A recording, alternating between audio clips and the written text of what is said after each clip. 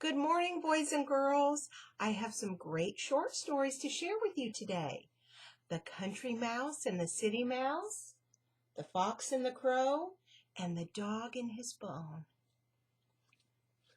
And these are all three of Aesop's fables. They were told by Patricia Scarry, and the pictures are by Richard Scarry.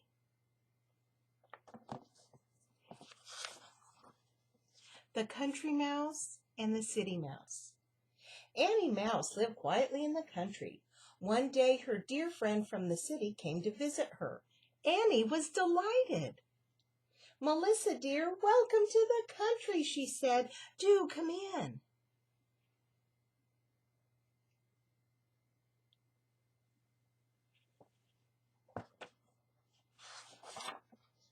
Annie Mouse asked some friends in for lunch.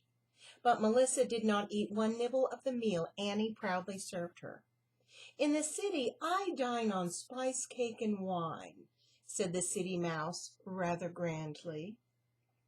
"In the city, I have a machine that plays music, and I dance on a velvet carpet," said Melissa.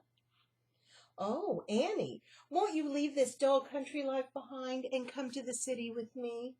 "My, it does sound tempting," said Annie.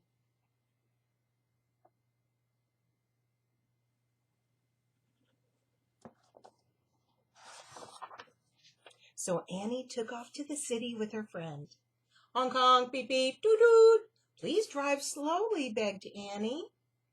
"Can't hear a word," screamed Melissa. "Isn't it marvelous fun?" Melissa's home in the city was beautiful and such fun to explore. Gaily they raced down the hall. Suddenly, "Woof!" barked a fierce and angry voice. "Help! It's the dog!" squeaked Melissa, and the two friends ran, shaking with fright.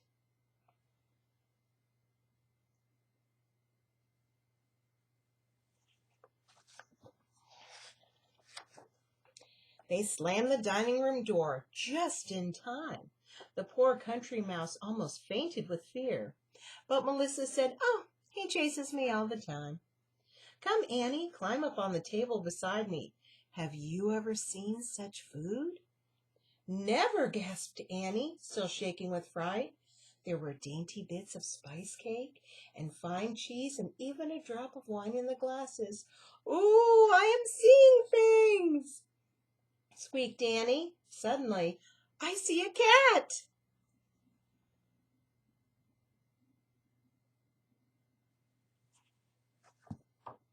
"Oh, dear." "It is a cat," said Melissa. "Run, run!" They slammed the living room door just in time. "Oh," sobbed Annie, "I have never been so frightened." "Nonsense, you'll get used to it," said Melissa. "There, I've put on the music machine. Would you care to dance?" Suddenly the door flew open and there was a fearful noise. "It's the vacuum cleaner!" shrieked Melissa. "Hold on to that curtain, Annie. Hold tight, or the vacuum will gobble you up."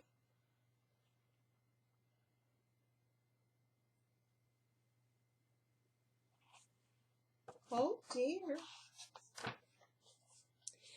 Oh, at last the dreadful machine left, and the Country Mouse began to run. "Annie, where are you going?" called Melissa. "Home to the country," squeaked Annie. "Goodbye, Melissa. Thank you for the very nice time, and oh, help! Oh, oh!" The little mouse ran through the city. She ran and ran and ran, and she did not stop until she was safe in the quiet green country.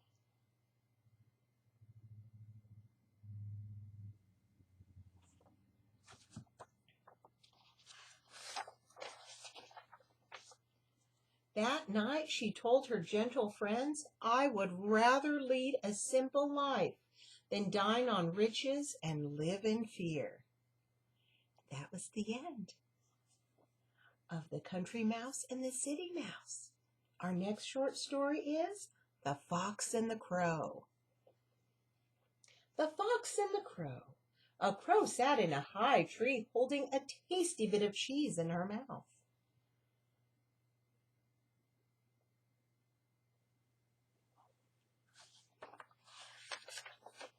Along came a hungry warthog. The crow will laugh when he sees my funny face, he said, and when she laughs, she'll drop the cheese. He called to the crow, making a funny face, but the crow did not even smile. She was enjoying her little game. Along came a hungry tiger. Fly down to me, crow, coaxed the tiger sweetly. Place that cheese on my nose and I'll show you a clever trick. But the crow did not move. She did not trust that tiger.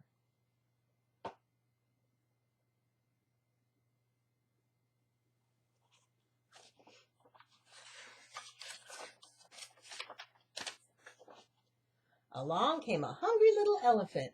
Drop that cheese to me, crow, said the elephant, or I will give you a shower bath.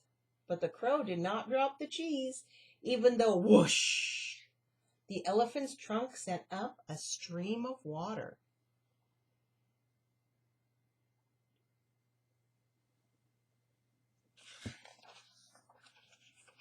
Drop the cheese to me, you ugly old bird, called the big brown bear, and you may have this honey from the bees.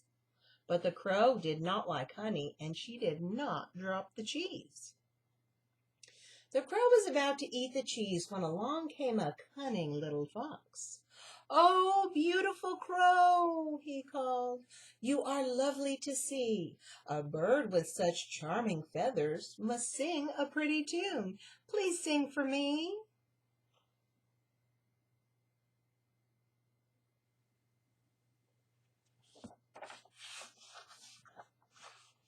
Now the crow had never been told she was pretty, although she thought she was, and she had never been told that her voice was pretty. She opened her beak and rasped an ugly "caw!" Down tumbled the cheese into the fox's mouth. Now wasn't she a silly bird to let that sweet talk fool her? That was the end of The Fox and the Crow, and now the last story, The Dog and His Bone. The Dog and His Bone. A little dog hurried to the stream with a large, juicy bone in his mouth. He wanted to eat the bone all by himself, so he ran across a log that bridged the stream.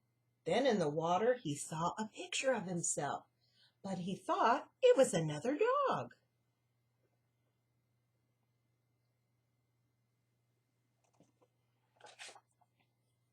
"Ah, now I shall have two nice bones to eat," thought the greedy little dog.